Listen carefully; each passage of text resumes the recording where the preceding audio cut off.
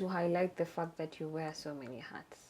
She's trying to downplay it, but model, conservationist, herbalist, agroecologist. Kwanza nilisema herbalist and somebody thought I am bringing mganga. Karibu tukosane mahali kutoka Kitui. Kutoka Kitui. Karibu tukosanie mahali prepare for this show.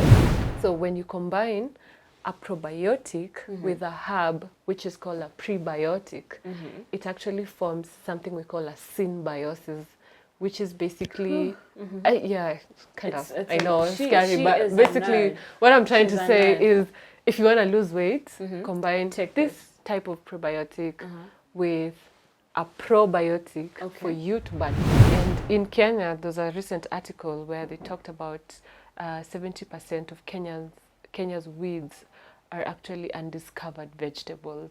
So I was like, I want to explore that side. I want to be more conscious on what I eat as I maximize rest. And yeah, that's how Tremendous was born. Okay.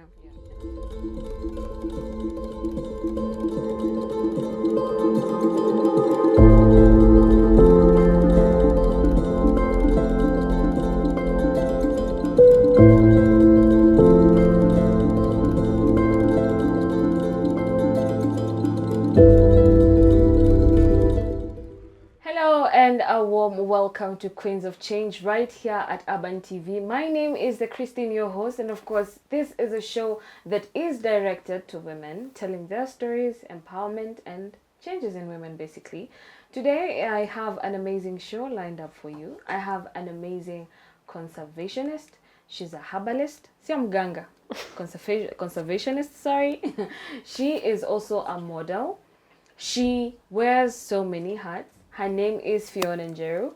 She also is the CEO of Tremendous Organics, which basically is products that she makes herself.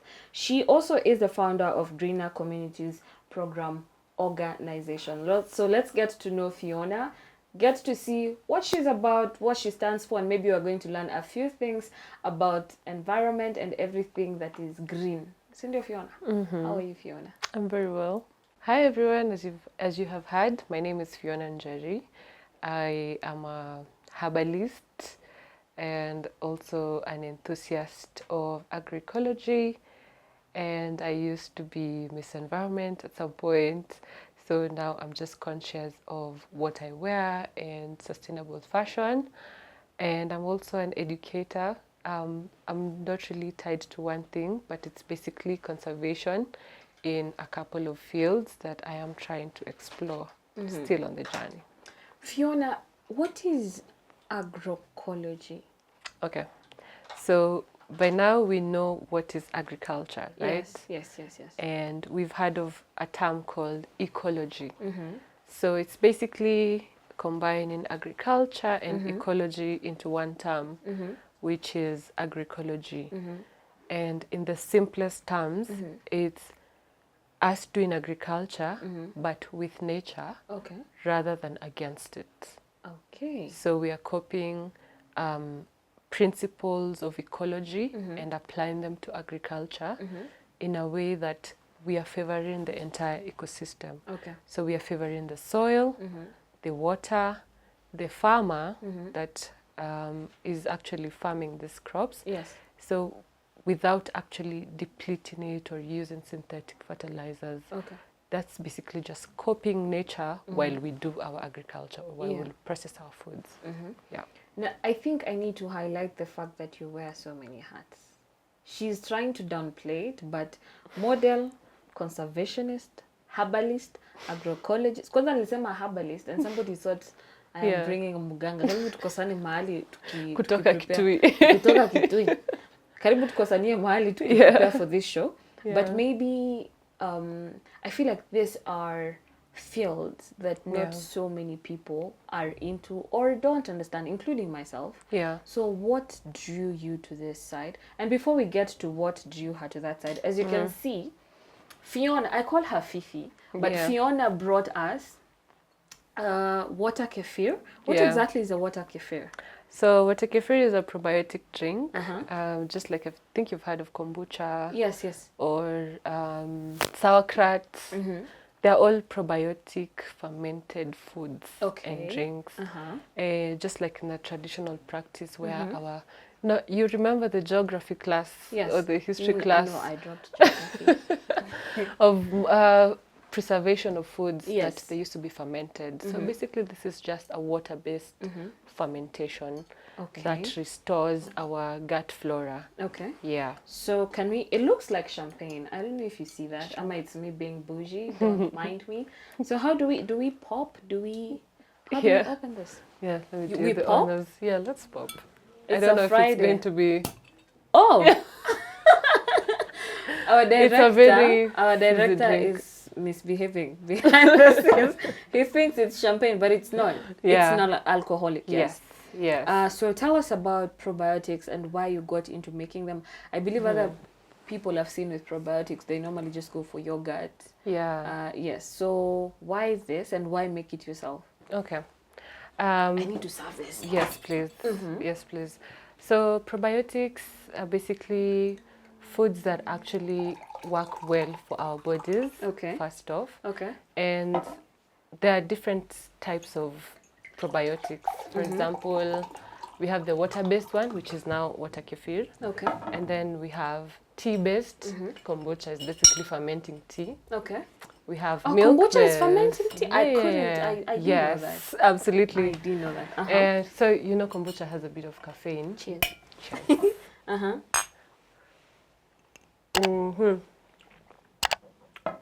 What do you This think? is nice. Yeah? It tastes like that fermented porridge that we Yes, absolutely. Okay, So fermented I was porridge. so scared for a minute there.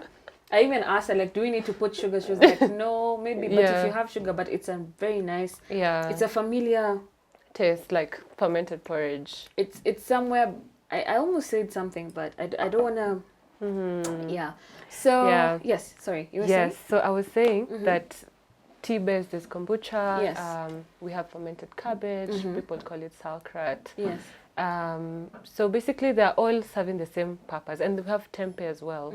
So basically, kamande, you know, chickpea. You ferment That's it? fermented. Yeah. Yes. So I prefer making it myself because with water, of course, you need distilled water. You need to be cautious not to use tap water. We have to be very careful with fermentation. So Yes. Plus, it's fun. Absolutely fun. It is. Just doing a couple of ferments. And the reason why I treat this, or rather I make this myself, is because I like to treat it as a base.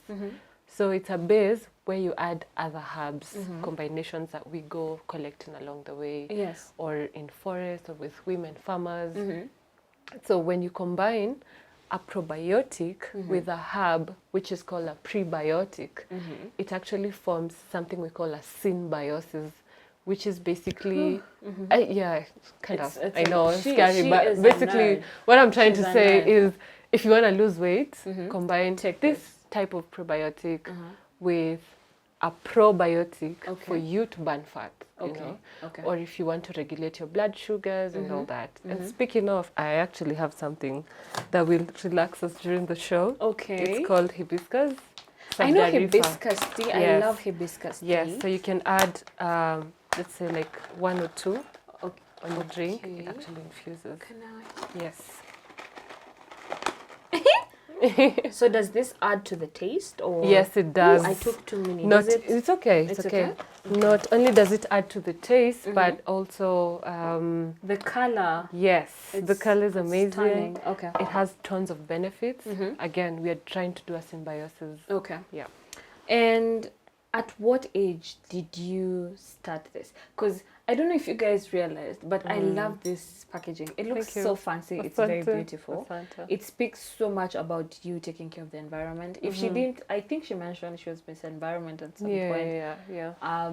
Have so much to learn from her. At what point did you realize that you could basically be able to do all this? Is it a Okay. learning process? Is it something that you started to do by yourself? Actually, it started with an observation and a very keen interest on where we are going Yes. as a generation. So, you know, growing up, I was brought up in Kajiado County, which is literally the wild, with amazing health benefits. And you know, Yes. the Ma community, they are very big on Conservation. embracing, yes, and Yes. also embracing indigenous medicine. Mm-hmm. So when we used to take walks with my parents, and my dad, he's a great nature enthusiast because he links it with God, who's a creator, and Yes. these are beautiful I creations think your of dad God. was my lecturer Yeah. at some point. Long story. Long story. Uh-huh. Yeah, we'll get to that. We'll get to that. Yeah. So, yeah, growing up, just embracing nature as it is, and then over time, you're realizing, okay, now the wild animals are running away. Mm-hmm. There's a lot of trash, Mm-hmm. So when I got to campus, I really got a footing on, joining the environmental club, Oh. doing a couple of cleanups, being careful with not trashing. Mm-hmm. It's a more spiritual thing as well. Like, why would you trash God's creation? You know? Yeah. So being careful not to trash, and also every time we'd go to up country, it's a whole other ecosystem. It's like Yes. therapy. Yes, Ukienda ushago. it is. Yeah, it's therapy because the nature is still intact. When we have headaches, my grandmother would rub lantana kamara leaves on our temples, or when you're wounded, she would take us to a tree, come here, Wow. and take a leaf off from a ficus tree and place it on the wound. So all of these things shaped my interest in environmentalism. And then over time, working with women and women farmers as well, being trained in organic farming, I came to realize, wait, there's a lot of things we can do as a movement for us to be able to value add these products so that they don't go to waste. You know, there's a lot of food waste that just goes around, and if we can just tap that area as youths, we can find out there's a lot. You can see like there are young people in Thika, they're using pineapple pulp to make shoes. Yes. Actually, bamboo can make clothes. Oh, There's it can? Yes, it can. There are Okay. bamboo jeans. I Actually, you didn't know should check that. them out. Yeah, and there's a lot of other plants. Like for example, hibiscus can actually make dye, or our lipstick, or So Okay. I have been on that phase to just see what I can value add, and then I'm still. I started a business, yes, and I'm also very careful with the packaging. And that's as a business, every time a client buys from us, they get something close to a 5% or a 10% discount when they bring back the same container, so that it doesn't end up in the landfills. Yes. Okay, so just we're gonna continue this conversation, but we need to pay some bills. So we need to go for our commercial break, and then we're gonna be back. After the break, of course, remember you can join the conversation, like, share, comment, subscribe to our YouTube channel, and click on the bell so that you do not miss out every time we upload a new episode. Hello and a warm welcome back to Queens of Change, a show that is dedicated to women growth, empowerment, and of course telling their stories that you are to hear. Today in studio, if you're just joining us, I am with Fiona Njeri. Fiona is a model, conservationist, agroecologist. She has so many hats that she's wearing. And right now when we went for the break, she was telling me about this drink. Fiona, what were you telling me about this drink? I was actually saying that it's a good replacement for sodas because you like sodas a lot. And they give me tonsils, baby, really bad tonsils. So I think I need to consider taking this. But just to come back to the founder of Chi Mendes, and then the other one, what drew you to start these two companies or organizations? Okay. After joining Compass and the environmental club, it sparked a movement inside me. And by the way, guys, I was Miss Environment after she was. That's a secret. Secret is okay. Yeah, so after that, I was like, okay, now what next? How can I keep outreach in more communities? So we resulted into opening a community-based organization in Kajiado, and now that's called GRECOP, Greener Communities Program. And we have done quite a number of school projects, incorporating agroforestry, tree planting, community initiatives, and we went further into doing a lot of farming activities with the women farmers. And also, organic farming, agroecological trainings. And then after that, I decided to get into a short break.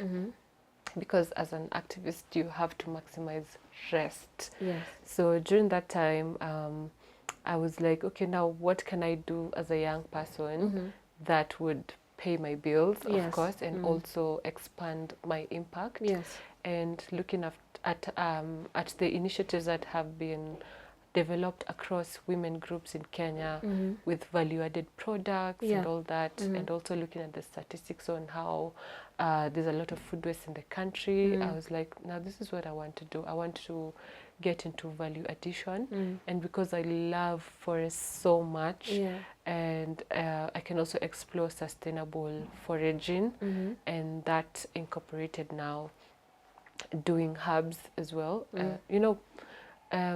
Weeds as well. There's a saying that goes that the plants that we haven't known their virtues yet, they are called weeds. And in Kenya, there's a recent article where they talked about 70% of Kenya's weeds are actually undiscovered vegetables. So I was like, I want to explore that side. I want to be more conscious on what I eat as I maximize rest. And that's how Tremendous was born. Okay. Yeah. And I think just to throw this out there, she said she's working in schools. There's one important thing we forgot to mention, that Fiona is actually also a teacher. Yeah. So what are some of the significant challenges that you faced in this career? I believe this is just like any other career. Yeah. Is there any challenges that you have faced? Yeah, a couple of. First off, there's a bit of resistance to traditional medicine. Yes. And they call that the alternative medicine. Excuse me, that's It's the not original alternative. medicine. That's true. Yeah. And so there's a lot of that, and so many people, especially the ones who are inclined to indigenous knowledge, there's also a little bit of resistance on that end. I was talking to an elderly woman in Kajiado who was saying that people of nowadays just like shortcuts. Yes. They abandon the traditional knowledge of embracing things like sorghum and millet that are actually drought resistant, and they go for maize, which requires a lot of water input. Yes. So when you don't have maize, I was listening to another farmer in Kisii saying, we are hungry because they don't have maize, but sorghum is available, millet is available. So we need that kind of diversity. Okay. Other than the resistance, there's also a lot on the policy side. There's a lot of just big jargon that it's hard to just catch up, you know. Sometimes when I was getting started in learning policies, I felt so small at first. I was like, okay, this is just big language, you know. But how we are overcoming them is every day just getting educated on what policies are available, how we can keep sensitizing through education as well to just address those challenges. And also, one of my grandmother's friends was also talking about how we know this knowledge. It's just that we are either lazy or the government has, or not government per se, just the society has made it easier for us to embrace things like synthetic pesticides. And the policies that are in place, they actually favor businesses that are doing large scale, or nurture the small mkulima farmer. Yeah. So you have spoken about this traditional, or rather herbal medicine, being alternative, like other people want to put it, but it's not. It's original. What do you think, I mean, with the rise in the interest around herbal medicine, and of course sustainable agriculture, what do you think is the future that holds these industries, especially in relation to climate change? Well, climate change, yes, is on the rise, and we can't say that we will reverse climate change. We can only adapt to a change in climate. Yes. And one of the weapons that we can use to fight that is through agroecology. Okay. And that's how we need to make agroecology more mainstream. It's because agroecology actually favors the soil, and you don't have to go and buy synthetic pesticides. And synthetic pesticides they have a link with burning fossil fuels that actually bring the carbon to the atmosphere. So what the soil does is suck up that carbon, take it back to the soil. And so when we start, and also agroecology also embraces traditional knowledge, it embraces women at the forefront, it embraces community. Remember, agroecology is a science, is a practice, and it's a movement. Yeah. We can always come together to combat climate change by just agroecology. Yeah. So the best thing is to make both traditional medicine, of course, with a improvement and borrowing from the modern medicine as well, and making policies that actually favor, that push this forward, because our plants, our food is our medicine. And yes, we are not what we eat, we are what our soil eats. So it starts from the soil to your plate and back to the soil. That's what agroecology is about. I like that you have said a point about we are what we eat. Now, I believe this is more of an experiment. These are things that you have to do over and over again, just like any skill, any profession that you have to do. Ushapata food poisoning? No. I am very skeptical. Maybe let me tell you, you see the way you're saying that people are skeptical to try that? Yes. It's because of the notion that, you know, it's like when you've never cooked before, you mix up a few things. Mutako like, your food, mutakula peke yenu. Yeah. So that has never happened. So quite the contrary, my skin is glowing more. Alhamdulillah. My hair is healthy. Alhamdulillah. The nails? My energy levels are amazing. My nails are stronger.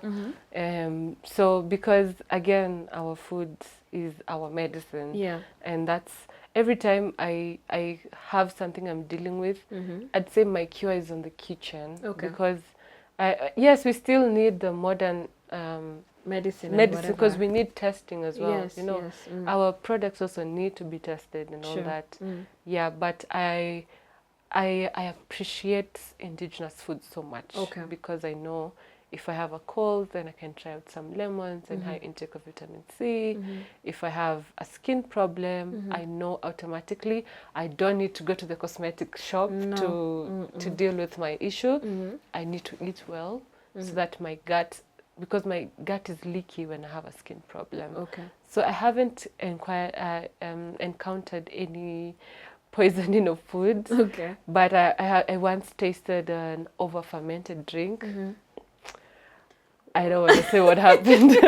We all know what happened. We all know what happened. Yeah. And maybe just before we wind up, for the women that are watching you today, whether they're upcoming conservationists, people that want to get into herbalism, is it agroecology, all of that? Yeah. How would you advise them? Like today, what should they be doing in terms of the mistakes? And because, you know, like any other profession, you learn and learn, relearn.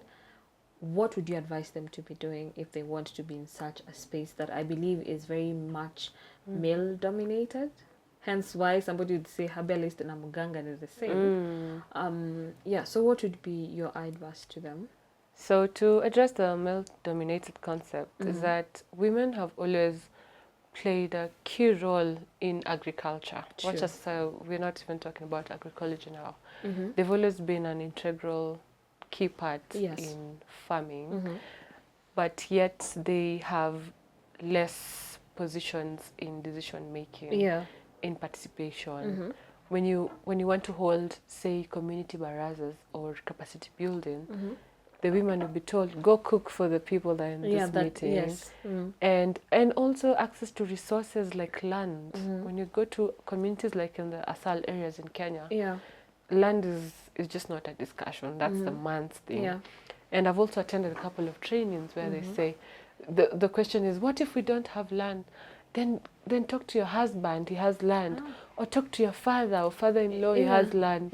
As you can see, the positioning is that the men have to own it, you know. And that's why in agroecology, especially according to the FAO, is that FAO is food and something FAO. Oh my God. It's okay. It's okay. We're gonna put them down below. Don't worry about that. Yeah.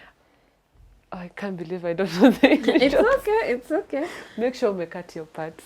Anyway, so according to the FAO, there are 13 principles of agroecology, and one of them is also in terms of ownership of resources. There's a whole lot of discussion about how women should be positioned to have these resources, because the studies actually show that if we empower women in agroecology, we increase productivity as a country by 30%. Yeah.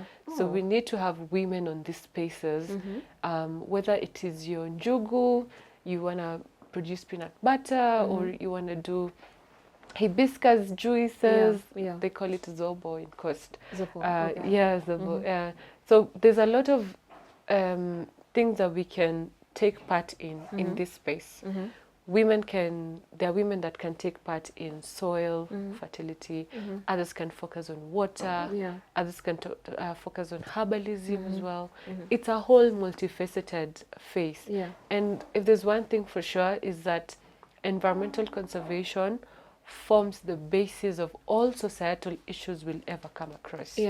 And I'm sure you've heard of cases where, like in places like in Turkana, where women have to travel long distances just for water. And when what happens during the long distance is that their safety is compromised. True. Or we have women who actually trade pads for sex. It's a, like, basically conservation is the basis of societal issues that we're facing right now.